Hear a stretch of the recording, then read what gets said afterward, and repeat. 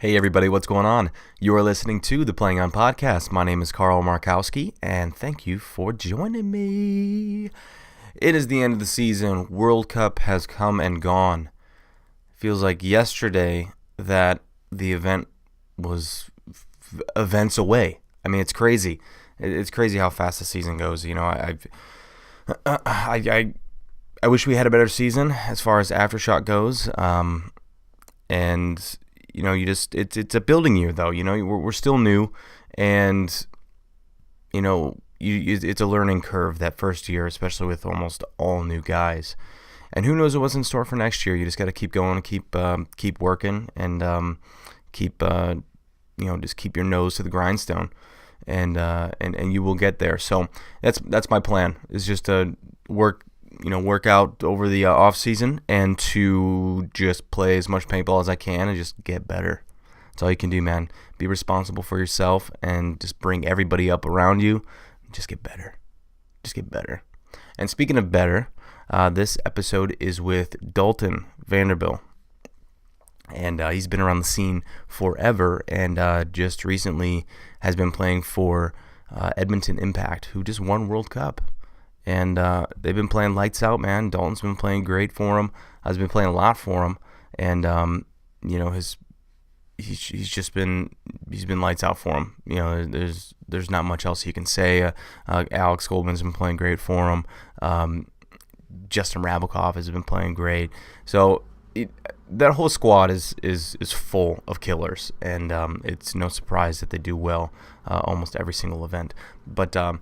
But Dalton in particular, I wanted to get with on this podcast. I've been wanting to talk to him for a while. This is one that I did at the event. This one and the next one after this, the Drew Templeton, I did at the event in the booth that I had. Thank you NXL for saving me a spot at World Cup. That was pretty cool. But I very much appreciate it. And these two are live, so you're going to hear background noise. You're going to hear people coming up and walking up and talking to us. You're going to hear that whole atmosphere, and I think that's kind of what I was going for, wanting to have a booth right in the vendor area, and I think it really worked out well. I think it was really cool. So before we get into the actual podcast, we're going to thank our sponsors. First off, Dr. Paintball, where you can finance all kinds of paintball gear, whether it be new or used. You can find it over at drpaintball.com. They are out there to help the average paintball player, or any paintball player for that matter, to obtain the marker or the gear that they've always wanted. They offer financing over there, which is very cool, and they also offer content, anywhere from videos to a blog, but they also have a field. They're based out of San Diego, so make sure you check them out, drpaintball.com, and they can help you get you situated with the marker that you've always wanted. Also, a big thank you to Charm City Paintball, who I've been working with for the past few months, and the quality of this stuff has been awesome. The material has been ripstop, and if it's not ripstop, it's very heavy duty. It lasts. You can find almost all of Aftershock wearing Charm City headgear, whether it be a head wrap or headbands. You can see the little Charm City professional tags on there. Those are headbands only for pros, and he makes batches of 10 usually of headgear. So it's very rare as far as the batches go, but he also works with me on the pack bands that you see me wearing on my pack. I have those available hopefully on my website soon, but you can message me over on Instagram or Facebook about the pack bands. I'll be posting about them this week. So thank you to Charm City Paintball. Also thank you to GI Sports, who have provided almost all the teams that I played for some awesome gear when it comes to pants, loaders, especially load. I've been kind of on them about the loaders. These things have been awesome. They break down super easy.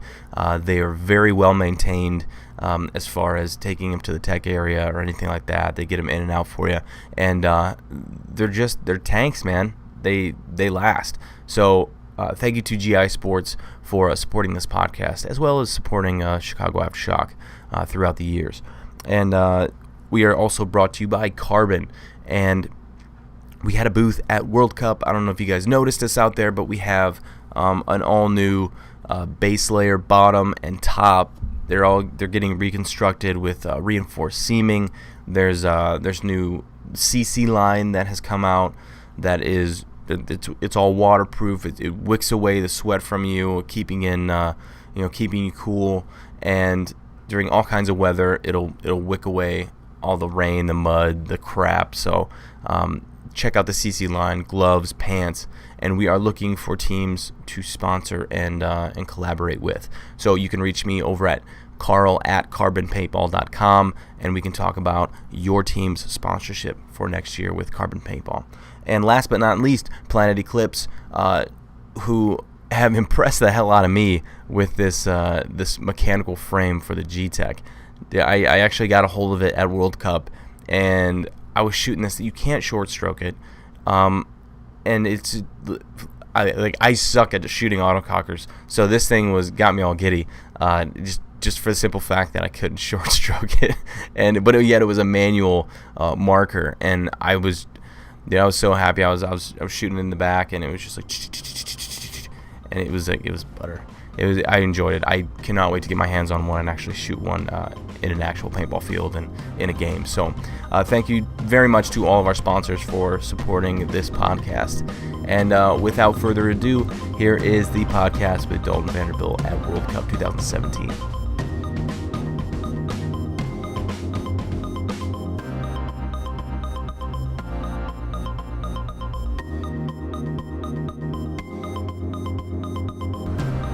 All right, hey everybody. And we're live. What's up? What's going on, everybody? We are live at World Cup 2017. We're doing it. Another one coming down, dude. This is how many World Cups for you? Oh man, taking me back memory lane. 05, so 12. 12? Yeah. We're so old. We're old. It's crazy too because I remember it was my first pro event with my first pro NXL event was with Excessive 2004. Okay.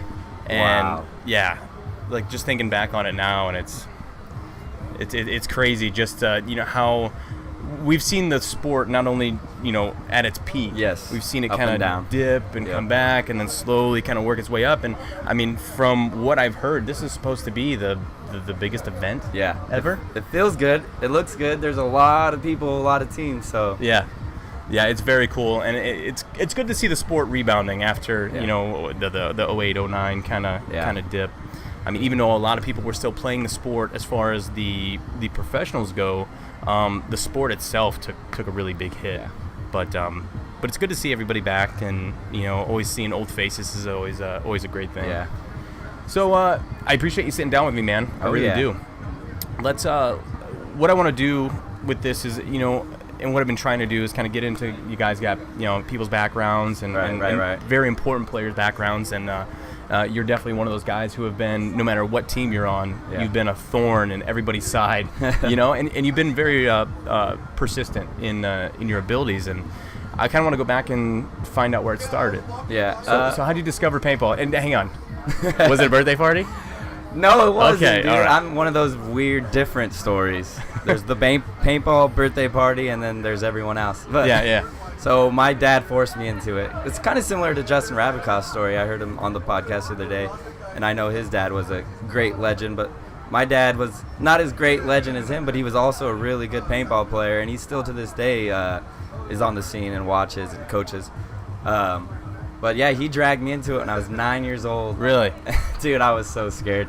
I had a backwards hat on, and I got hit right in the forehead, and I just right between the strap the strap. Yeah. Instantly watered eye, and I'm like, nope, this ain't for me. So I gave it up until I was 12, because back then you're not even allowed to play till you're 10. So I think we got me in there somehow. But so I waited till I was 12, and then he got me back playing.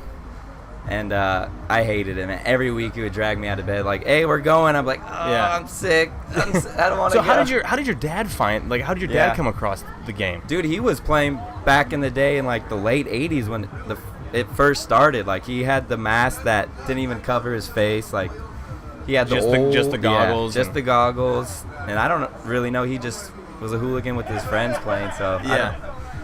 But he loved it, man. He loved it. And then eventually I started getting decent, and I started playing against kids my age. And then I was like, hey, I'm pretty good at this. Maybe I'll keep it going. So were you playing at like a local field, or was this still in the woods? Or well, I started in the woods, and then the hyperball at SC Village. That's pretty much where I started. SC Village, the old hyperball fields, the ones that when you get shot at and the bunker's getting shot at, it's whack, whack, whack, and it's the scariest thing in the world for a 12-year-old kid. But well, I think that's one of the better things about hyperball, right, is not only your adrenaline is rushing because of the game, but at the same time you're hearing all the balls hit the bunkers, or not the bunkers, but the they are bunkers, but they're hard plastic ribbed tubes. Yeah. And it's just like it makes it so much more intense. When you're playing. Yeah, it's fun, man. SC Village back in the day was where it was too, and I got to see all the Dynasty guys and, dude, everyone. I saw Gator back in the day. He was one of my idols. Oh man, there's so many legends go through SC Village. So I from a young age I got to see the game at a high level, and you pick it up fast when you're watching. So did you play sports when you were younger? Yeah, I played hockey, soccer. Nothing too crazy. Paintball pretty much took everything over. I was pretty decent at hockey, but I picked paintball. So what'd you play? Were you a winger? Yeah, I was a winger and scorer. I was a fast guy on the skates. I used to love skating, like Skate Express. Go there every day. I've always it was a party. That was one sport where I've always wanted to play, and I thought I'd be really good at would be hockey. And my parents were paying for everything else for me to do, and they're like, "You want to play what? Dude, we're paying for so much right now, and you want to play hockey and then travel hockey and all this?" I was like, I want to play hockey. I think it'd be so much fun. I watch all the time. That's really the only sport that I can sit down and I can watch two teams go at it and just be completely fine with it. Dude, it doesn't even have to be my team. Yeah, like I relate a lot to paintball to hockey. I feel you're right. The 5-on-5, the lines, the penalties. Well, for somewhat the pace, the penalties when there was a box, and but when you started playing paintball, did your focus now start to kind of go towards paintball more, and all your efforts, and you're thinking about paintball more often? Yeah, it was that relationship with my dad, and he saw me getting better, and I could see him, like, his sparkle in his eye when I started playing good. So that felt great, man. Any kid, making his dad proud, and he wasn't forcing it on you, was he? He wasn't. Not in the beginning, a little bit, but once I started getting good and I really liked it, he was just in awe of me, and I was like, he was the best support, man. My whole family, my future wife now is super supportive. But shout out to the wife and the baby over there. Yeah, we got the wife and the baby right here. Yeah, man. And then that's growing up, and this is what you want to do. If you're in love with something like your dad was with paintball, he obviously wanted to get you in it, and it's just like now, bringing your wife and your baby down and getting them, in the environment and really feeling, and they get to see exactly how much this really means to you. I think is a big deal. Yeah, man. Yeah, it's great to have him here, and hopefully I play all right and impress him a little bit. Dude, it will. The very first event that my parents came to watch me play, we won. It was Chicago 2006. That's gotta be a good feeling. Oh man, I was hooked, and I don't necessarily think that I was nervous when I was watching them or when they were watching me. Right. It was more like I played better almost. Yeah. Because and not like it was almost subconscious that I knew that they were there. I wasn't like looking up the stands making sure they were watching me or something like that. But I think it'll make you play better, man. Yeah, it will. I hope so. Don't overthink it, dude. Yeah. I mean, I try to keep paintball, simplistic. Like, just go out and have fun, and just try to shoot one more guy than you get shot. So just keep it simple, and just move when they're not looking, and wait when they are. So. Mm-hmm. See, and I think a lot of people. Oh, my wife said hi. Oh. Hi, babe. Thank you. She said good luck.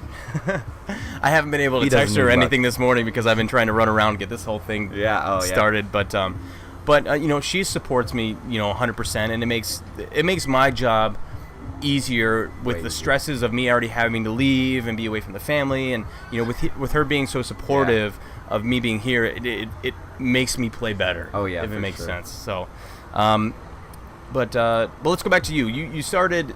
I'm boring. I don't like talking about myself. But I like hearing where I came from, because I can't imagine, because none of my parents knew anything about paintball. So when I first started, they thought it was something that was just taking my time and effort away from possibly wanting to play ball in college or anything else. And once they kind of once they saw the magazines come through, the videos, the effort that I was putting towards it come through, they were like, okay, this really is something. So I can't imagine having a parental figure be as deep into the sport, regardless of whether it's tournament ball or rec ball. Paintball's paintball. So it's like having somebody like that to be able to kind of help nudge and let you know that, hey man, we're gonna go out next weekend and it's gonna be fine. We're gonna work on things. So what was the next step when you started getting further into it? Did your dad start helping you trying to find a team, or did you guys build a team together? Yeah, this is a funny story. Well, when Dynasty, the Yosh and Ryan, they won those the Mustangs, right? It was like Spider Cup. The Spider Cup. Yeah. He got that magazine. He was like, "Look this is your future." I'm like, "Oh, sweet." Could you imagine winning a car, dude, and a paintball? Dude, that's so cool, man. But yeah, and then so I played Young Guns. I just played, the local events, and then Aftermath was having a tryout. Mm-hmm. Well, they kind of invited me and whatever, but I woke up, I was like, nah, I'm not feeling it. I was still, I don't know, I was a kid, but my dad was like, dude, you're going to that tryout. It was at SC Village, right down the street from my house. He's like, you're going to that tryout. So I go out there, and the old Aftermath boys were out there, and dude, they were some good players out there. So who were the old Aftermath? So when I got there on that training day, there was Marcelo Margot, Alex Goldman. There's so many. There's a lot of people that are gone from the scene now, but back then they were playing for a while. It was Mini Mike, and then they practice Dynasty every weekend, and Mike Hinman's there, and we were practicing. And well, I think it showed too. With how successful that Aftermath team was, it showed just by who they were playing. Right, dude. Practicing. I always tell kids, they're like, hey, how do I get better at paintball? And as you know, there's no shortcuts at getting good at anything. But when you get to play against people that are way better than you, that's the fast track, man. Yeah, you're in there. Well, they're pointing out your mistakes that much faster, while you're playing. So if you make a mistake, it's not like you find out that you made a mistake 3 games in. It's gonna happen now because you give them an inch and they're gonna run with it. So I think there's multiple benefits. If a divisional team can play against a pro team. Yeah.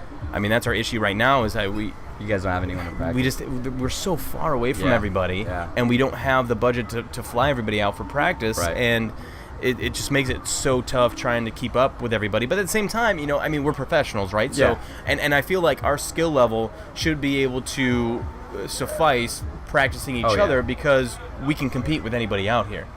But I mean, I guess it's more of a different look kind of a thing, maybe. So what do you tell people? Like, kids message me, like they say, how do I become better and get to your level? Like, what is your advice for someone like that? So my advice, first and foremost, obviously it's a team sport, but I think you need to be selfish at some point. Yes. You have to work on yourself. Oh yes. Oh, hone in exactly. Yeah, hone in on your skills. Get everything crisp. But also, while you're doing that, you have to, and I think it's natural, build up your confidence. Oh, yeah. Right? Because, how many times have we heard Maddie and everybody say this game is mental? It's 90% mental, 95% mental, whatever you want to call it.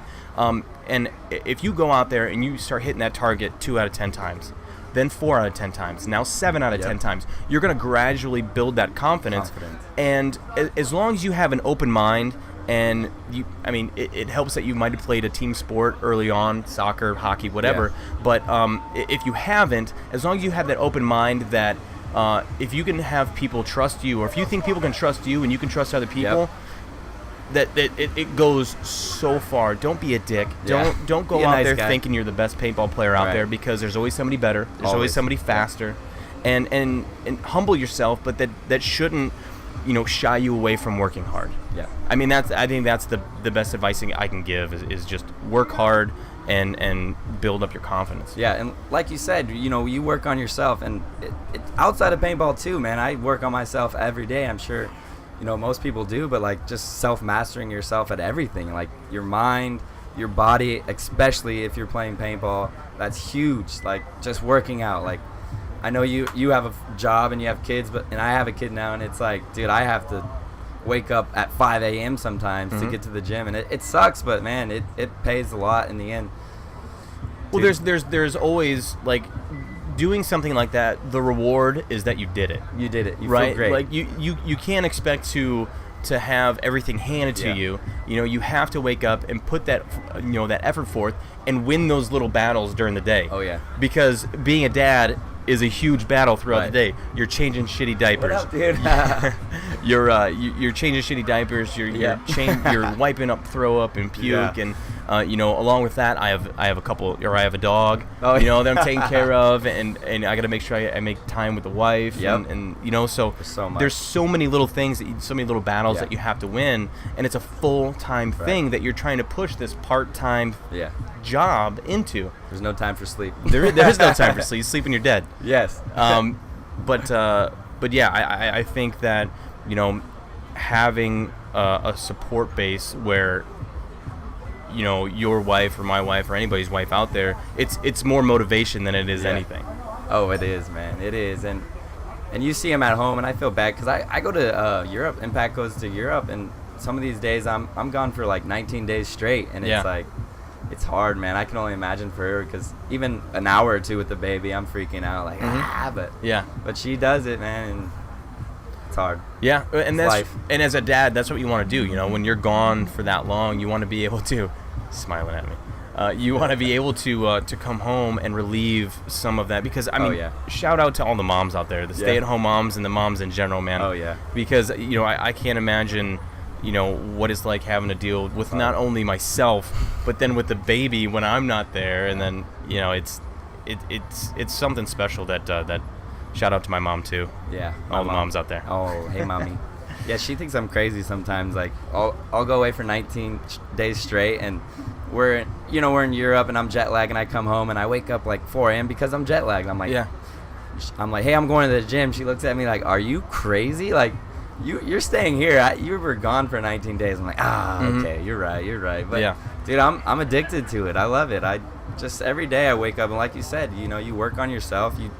You achieve little goals, whether it's like beating a video game or reading a book. I don't just achieve stuff and it makes me feel better, and that's well, what I've been telling a lot of people too is like, because so many people are addicted to their phones, right? Oh, and not only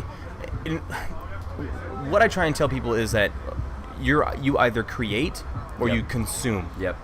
And it's the same thing with social media. So you're either creating it and you're just creating content. Like what I like to do is just create content. I'm not really necessarily scrolling through all the time, and I might not like all the pics or whatever. You're doing it for a purpose. Yeah, exactly. I'm trying to create content rather than consume it. And you're either one or the other, but if you can kind of take yourself away from that and realize that there's so much more than just that little screen, even though that screen has endless information, whether it's good or bad, right? It has that information. You kind of have to slow down, and you'll know this now with the kid is that I've caught myself times where it's kind of towards the end of the day, it's kind of a lull. Cooper's kind of walking around, but he's still keeping himself occupied, and I catch myself. I'm like, I've been looking at my phone for 10 minutes, and you feel bad. Exactly, and he's walking around just like playing with his own toys, and like all right, I throw the phone down, I go engage with him because you don't really realize it until it's too late, kind of a thing. You gotta check yourself before you wreck yourself. Yeah. Well, it's the small things too, right? It's small things like that, like engaging him when he's trying to when he's trying to figure out what to do, and not really go on and like a bunch of pics, actually just engage in real life of what's happening right now. But it's so addicting, man. I listen to a lot of podcasts, and and I listen to also like my niece. She's 13 years old. She doesn't have a cell phone yet. Oh, okay. So shout out to my sister for not. Way to go, holding it down. Well, and I sat down and I haven't done it in a while, but I sat down and talked to her. I had an adult conversation at 13 years old, And I feel like I wouldn't have been able to do that if it wasn't, if she wasn't constantly on her phone all the time. Yeah, man, it's hard. Yeah. So that was a long tangent on. No, dude, it's great. Hey, look at Sneaky Cuba. People need to learn about these things, man, because you're addicted to your phone. I don't even think about it sometimes. And there's Bart, man. Hey, Bart, man. Doing a live podcast, Bart, man. I can't interrupt this, can I? Yeah, no, you can. for sure, absolutely. Guys. Right on. Bart Yakmak, everybody. Right on. How long is the podcast? Until we need to leave. How you stop talking about? So we stop talking about you. We were talking about you, yeah. I gotta get you on here sometime. Yeah, for sure. Yeah, he's a legend, man. Bart Yakmak. Like, I mean, change topics a little bit, but getting on Impact, dude. I've been in contact with him for a few years now, and it's hard switching teams, as anyone knows. Absolutely. But dude, he made me so excited about paintball, like just to see how much he loved it in his sons play, and they're great players. Oh yeah. And to him he calls me and he's like, hey man, I'm super excited for you to be on the team. Everything, it's like, yeah, dude, that's what I wanted, man. This dude is super it makes happy. it seem like not like it seemed. It makes him care. Oh, you know? yeah. So now he's letting you know that he cares, which makes you care more about it. Oh yeah, and it almost brought a little bit of the my memory lane come, like, hey, this is why I love paintball, dude. To see, kind of remind me of my dad in a way. Like, this guy is super stoked about paintball, and it's nice. It is, because when you're on a team and not only are your teammates excited about playing paintball, but your coach is excited, your team owner is excited. It makes you that much more comfortable in your environment. It's when everybody's thinking about multiple things is when everything is chaos. Yep.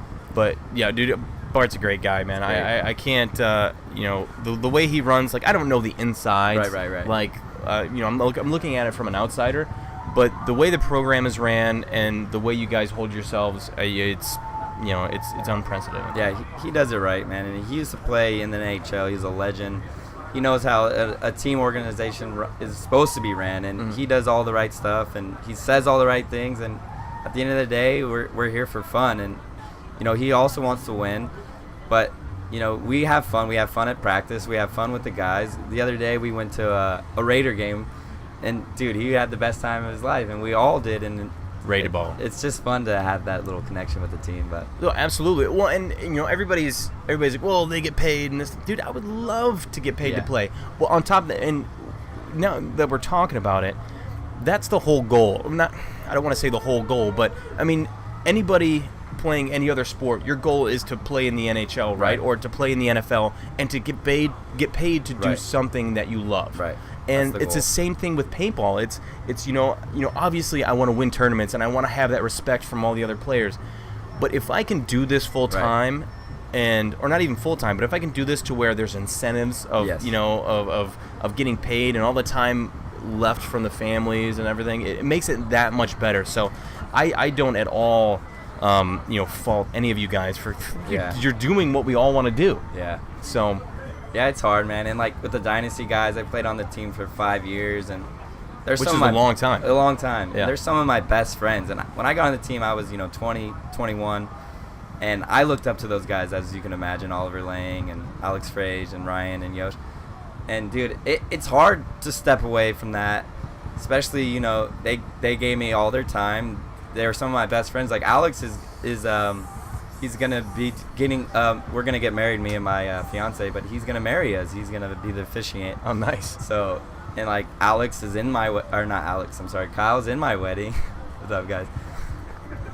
So these are all my buddies. So it was hard to step out, but at the end of the day, like you said, man, I wanna make a little extra for myself. I'm putting in the time, So. Mm-hmm. And it's not, and we're not trying to say that it's all about the money. It's not. If it was all about the money, we wouldn't be where we're at. Oh yeah. Right. Because of where we're at and the players that we are. Something else. Exactly. We would put our time and our effort into something else. So, let's talking about Dynasty and going back to Aftermath.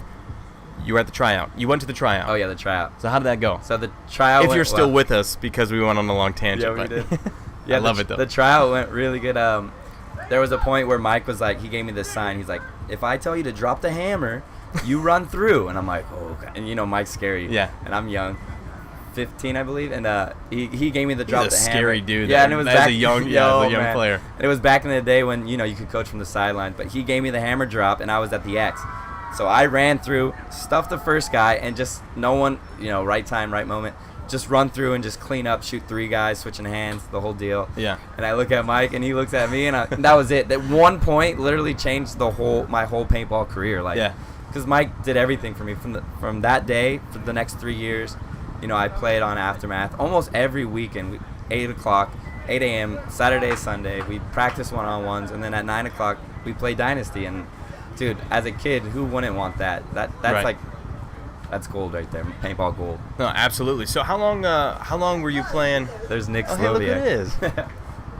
This is the B channel webcast / podcast. Yeah, we're not as big as you up there, but Well, I work out, so I'm yeah. How do we look in that frame there? Is it looking pretty good? If you move your head back and forth around that orb, it might be a little funny looking. Okay. Yeah, maybe I shouldn't do You that. might want to a little bit. Bye. Bye. Dude, that's what's cool too. And that's one of the reasons why I wanted to do this, live and do it right in the middle of the vendor area, because there's so many people that we know and that we've became friends with throughout the years that are walking by, and even like I know you. We don't know each other that well, but that's not ever going to stop us from having a conversation, because I've kind of known you for as long as we've been playing paintball. Yeah, it's nice to come out here and see people, man. And just all these friends. There's so many people out here. Even all over the world, I get to meet people. But yeah, no, it's it's huge, and to be able to play at World Cup is, dude, it's always an honor every year. So how do you think you guys are gonna do? I think we're gonna do. This is a great field for you, man. I don't know, man. Honestly, the snake side is awesome. I love that the W is offset again. Yeah, I love the Dorito side. Yep. But I think it's gonna be fun. I think it's gonna be a lot of trying to make people forget where I am. Yes. And just watch out for those bounce shot in the snake. Just crawl silly past bounce it. shots. I hate dude. The those silly bounce shots, shots, dude. So what do you think about the whole? And I've been trying to ask people about this and ask other pros. What do you think about like a 4-pod and a loader? Dude, I love that idea, because in Europe we play 2 pods. I think that's too. I think that's way too much, and it's so drastic. Like, we went from unlimited paint to 2 pods. Like, exactly. How about start in the middle somewhere? But four pods sounds great.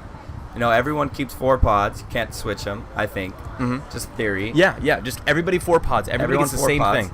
It speeds up the game. There's less bounce shots. No one's sitting there doing 4 pods full of bounce shots, because it's impossible to make a field without bounce shots. Like, they actually try to make fields without bounce shots, but well, you know how you do it though. You take off bunkers. Yeah, You gotta start taking bunkers Those off the pins, field, yeah. and then you'll start kind of cutting away those bounce shots. Yeah. So I don't know, and it makes it fun, because no fan wants to come up here and watch people sit in the bunker and shoot 10 pods. And so speaking of, before I was watching, before we got out here this morning, the team had breakfast and we were watching the In Focus with Brad McCurley. Oh, okay. And we were watching the I forget, I don't know if it was if AC Dallas was playing you guys, and I forget what event it was, but the score was 1-1 going into overtime.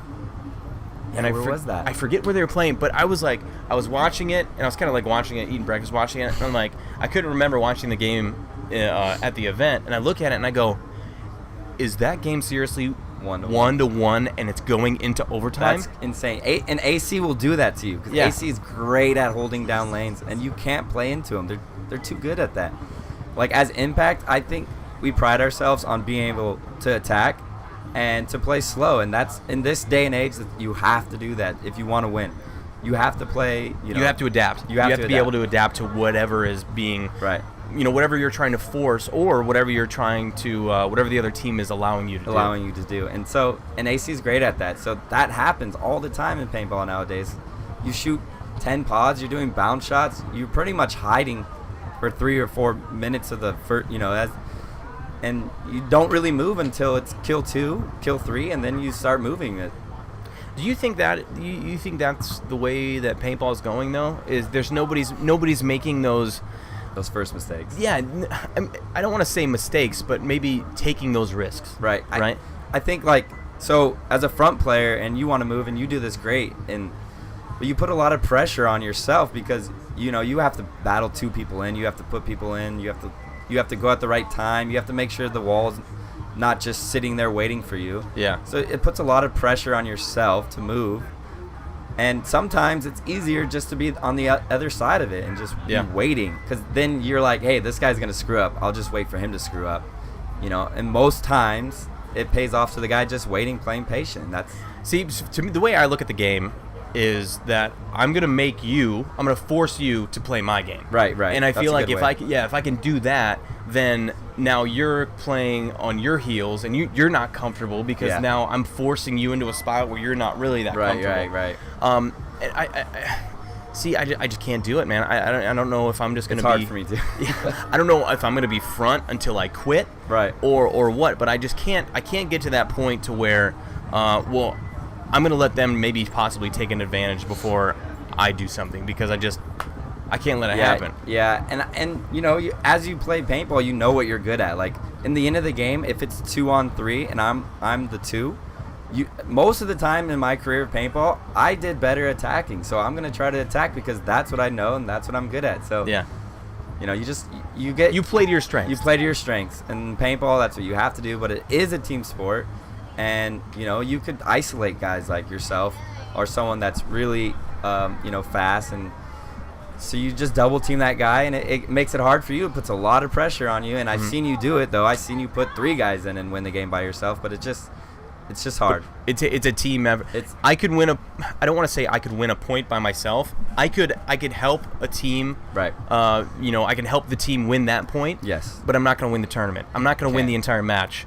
It takes that team effort, and I think that's what happens. That's why you have such a diverse amount of players on your team, no matter who you are. Or that's why you want such a diverse layout of players, because you want somebody that's aggressive, right. that's smart and aggressive. You want somebody that can cover people and control the field. Right.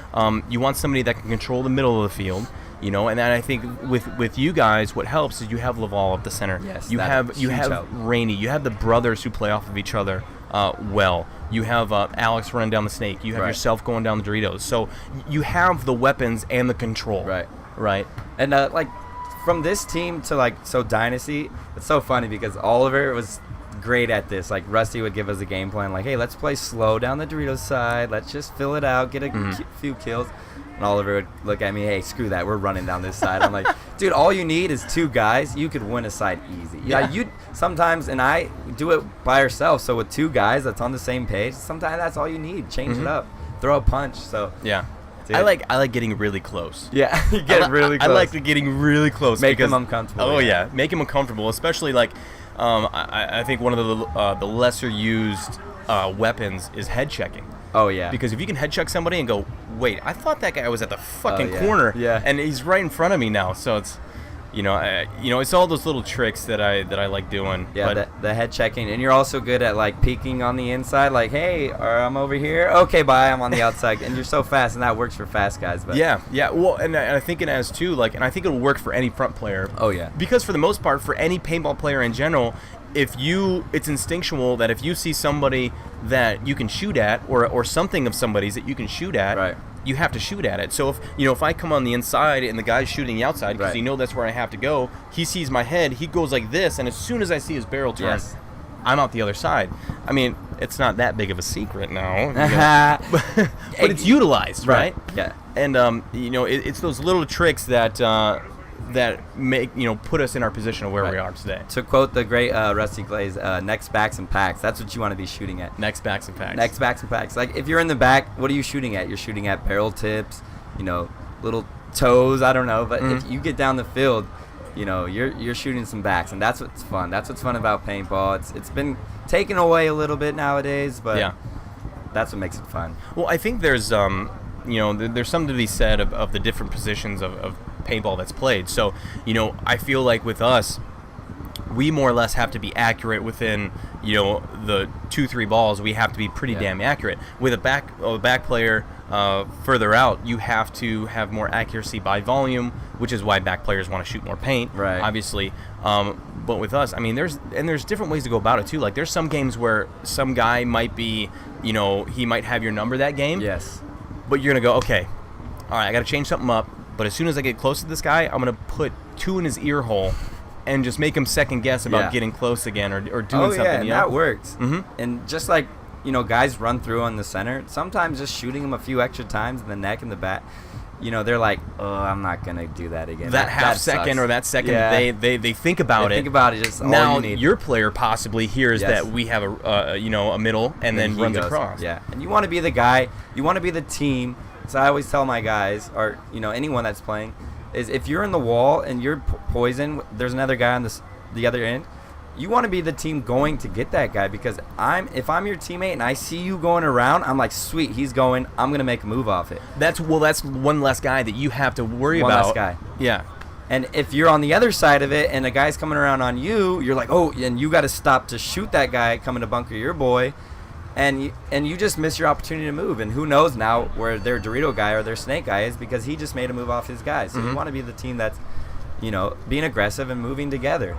Yeah, and like we all know, like there's certain spots and there's certain ways to play the game where, if I tell you that there's a guy in the middle of the field, right, go get him. Go get him. Go get him. Get him off the field, like because he's stopping me from doing my job and from us, further going down the field.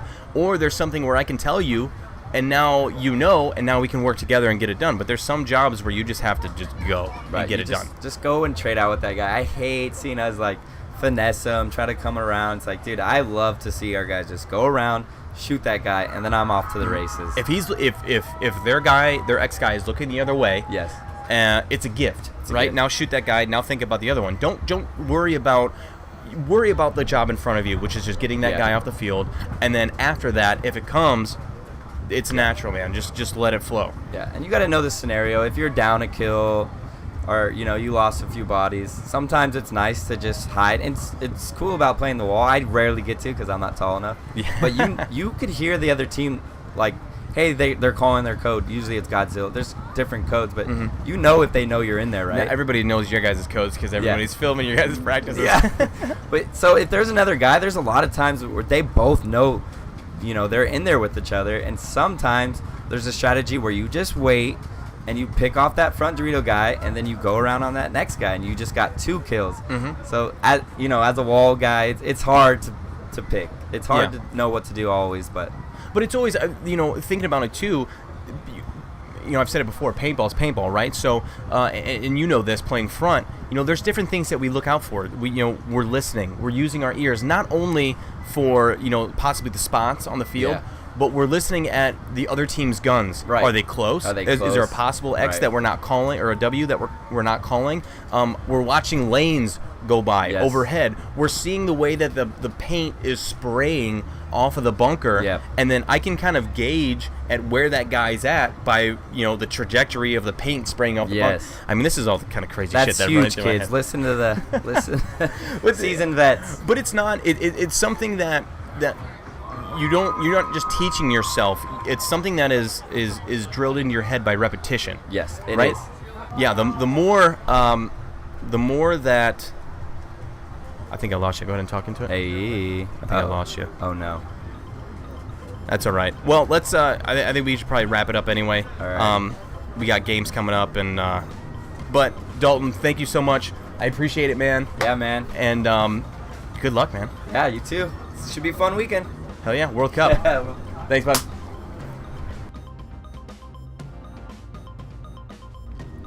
Thank you so much to Dalton for sitting down and talking to me. I know those guys are super busy. They're always running around, having to take care of things. It's a very well-organized RAN program.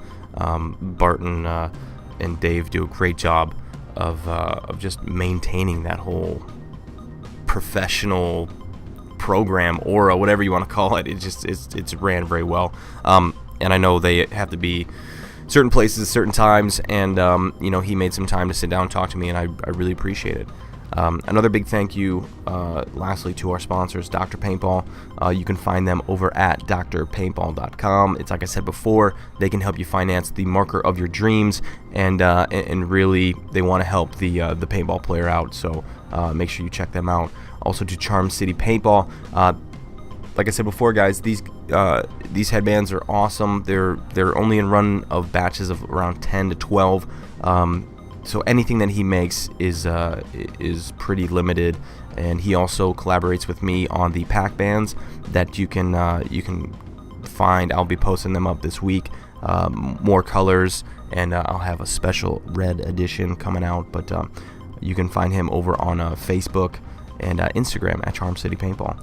Also to Carbon Paintball, where our CC line is finally out. You can check us out at carbonpaintball.com, and we still have the SC line, the higher end, but you have both packs, you have gloves, you have the pants, the jerseys, all kinds of stuff. We are also looking for teams to sponsor and to collaborate with. So you can message me over at Carl at carbonpaintball.com. GI Sports, where they are coming out with new and improved. I think they just came out at World Cup, I think, with the new the higher capacity top end loader for the LVL loader, but the new top end shell, the high capacity one. I would never use that just for the fact that I don't shoot much paint, but all the back players on our team, they shoot all those. So make sure you check it out, gisports.com. And lastly, Planet Eclipse, where they're coming out with the G-Mech, man, the G-Mech frame. I don't know if that's exactly what they're calling it, but that thing's nasty. Make sure you check it out, planeteclipse.com. And guys, gals, whoever is listening, thank you again for taking the time out of your busy schedules and listening to this. I greatly appreciate it. And if you guys want to get a hold of me, my social media is Carl_Markowski on Instagram and Carl Microwave Markowski on Facebook. So thank you everybody so much for listening, and we will see you again here soon on the Playing On Podcast. Peace.